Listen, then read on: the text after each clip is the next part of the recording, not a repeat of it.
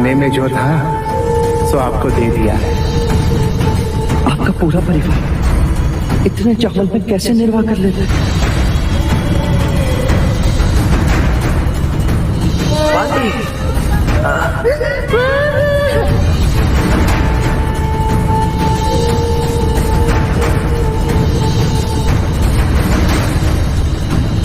गुरुदेव,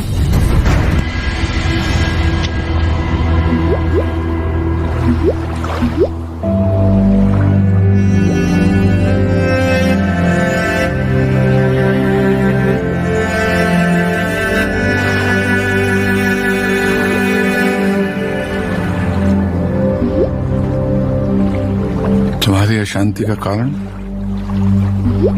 गुरुदेव, मैं ध्यान नहीं लगा पा रहा हूं। मन व्याकुल है। मैं गहरी पीड़ा अनुभव कर रहा हूं। क्या मुझे पूर्ण शांति प्राप्त नहीं होगी?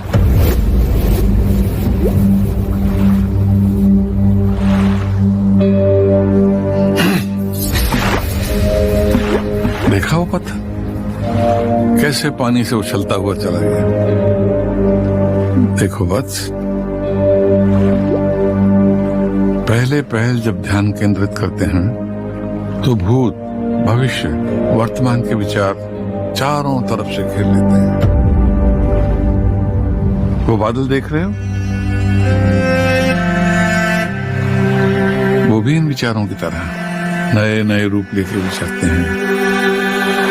फिर भी आकाश अनछुआ रहता है। जब पूर्ण ध्यान लगाना हो तो तुम्हें आकाश की तरह होना चाहिए। विचार आएंगे, काल की तरह तुम्हें चारों ओर से घेर लेंगे, पर तुम्हारा मन सांसों के आवागमन पर केंद्रित रहना चाहिए। फिर एक समय आएगा जब तुम्हें शून्य का अनुभव होगा। तब तुम्हारी सारी पीड़ाएं, सारे दुख, सारे संताप ऐसे उड़ जाएंगे जैसे वो बादल।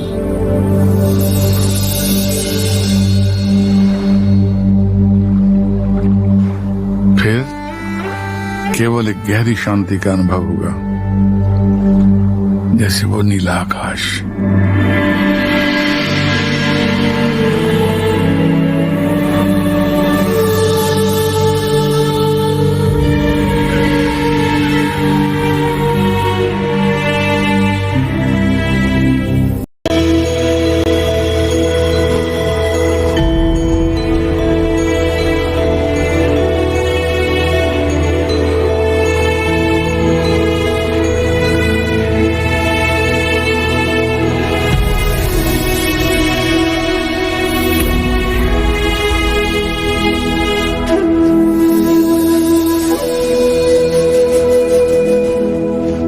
प्रणाम गुरुदेव।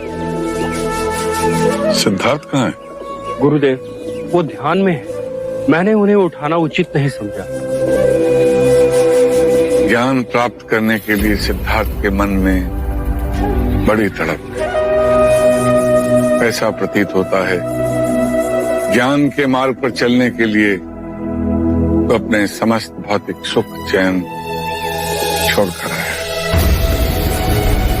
क्षमा करें गुरुदेव, मैं अपने मुंह से अपनी क्या प्रशंसा करूं, परंतु सिद्धार्थ से बड़ा त्यागी मैं तो ऐसे ऐसे सुख चैन छोड़कर यहाँ आया हूं कि आप चकित रह जाएंगे गुरुदेव। अंग देश के सबसे बड़े व्यापारी का पुत्र हूं मैं। और वो है सिद्धार्थ गौतम। वो सिद्धार्थ गौतम जिसने कौशल नरेश प्रसन्नजीत को बिना शस्त्र उठाए पराजित किया था। शुद्धोधन राजा के पुत्र, शाक्य देश के भावी महाराज, युवराज सिद्धार्थ गौतम। अब कहिए, ज्ञान प्राप्त करने की तीव्रता किसमें अधिक है? भिक्षाटन का समय हो गया, प्रस्थान करो।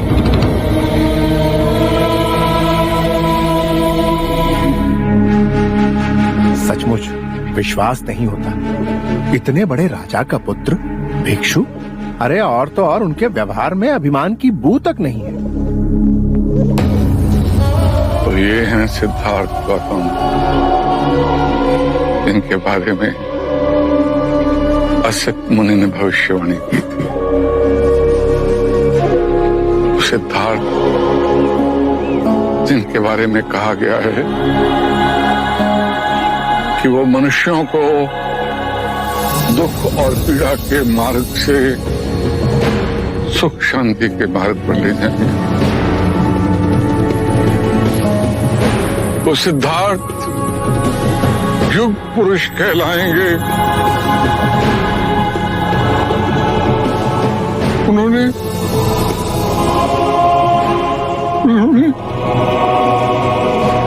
मुझे अपना गुरु स्वीकार किया।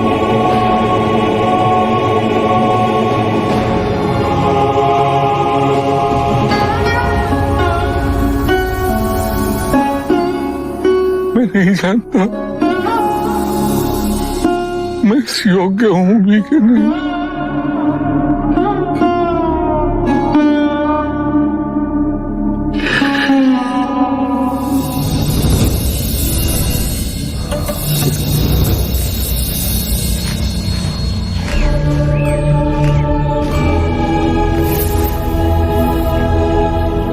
कैसे आनंद से ध्यान में मग्न बैठे हैं युवराज। मुझे इनका सेवक बना दिया गया है।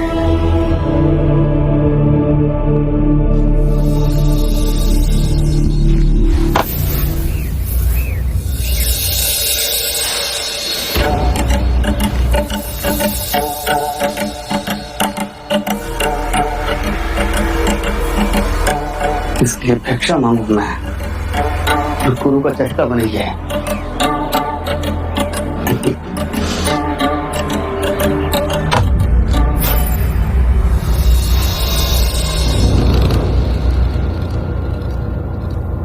क्षमा करें मित्र,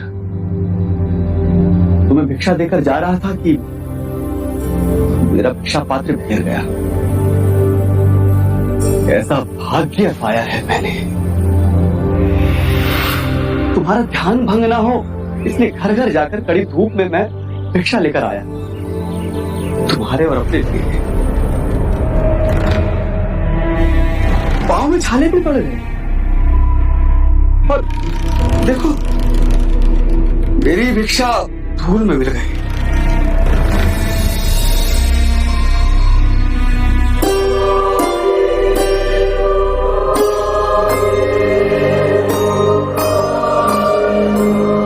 चंद्रपात, ये भिक्षा आप ग्रहण करें, मुझे इसकी आवश्यकता नहीं।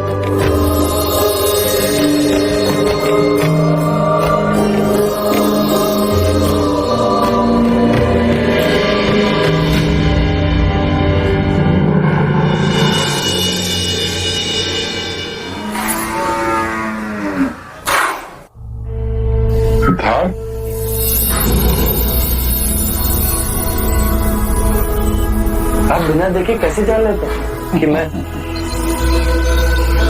गुरु और माता में कोई अंतर नहीं होता। बस माता जरा सी आहट से अपने बच्चे को पहचान लेती है।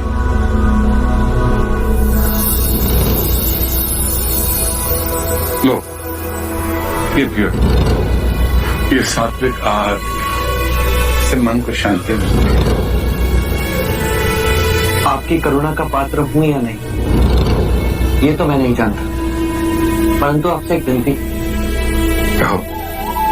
जब भिक्षा मांगने का समय तो आप मुझे ध्यान से उठा दिया करें।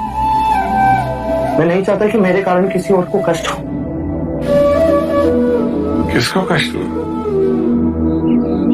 ज्ञात रहे सिद्धार्थ, यहाँ प्राथमिकता ध्यान को दी जाती है, भिक्षा को नहीं। गुरु हूं मैं तुम्हारा, भली बात जानता हूं कि कौन ध्यान के योग्य है और कौन भिक्षा के। संकोच न करो और बताओ कि तुम ध्यान की अनुभूति में कहां तक पहुंचे।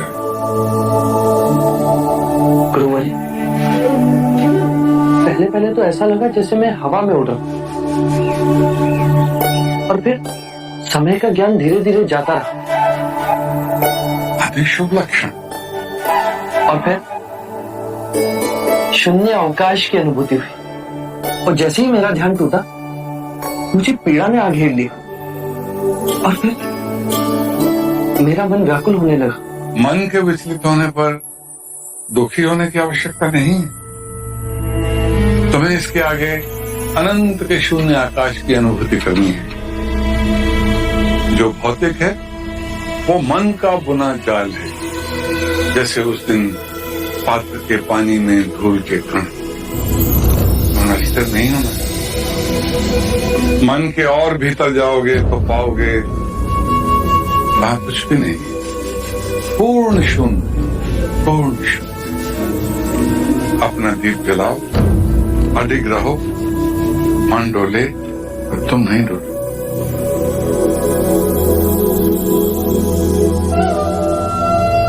यशस्वी भव।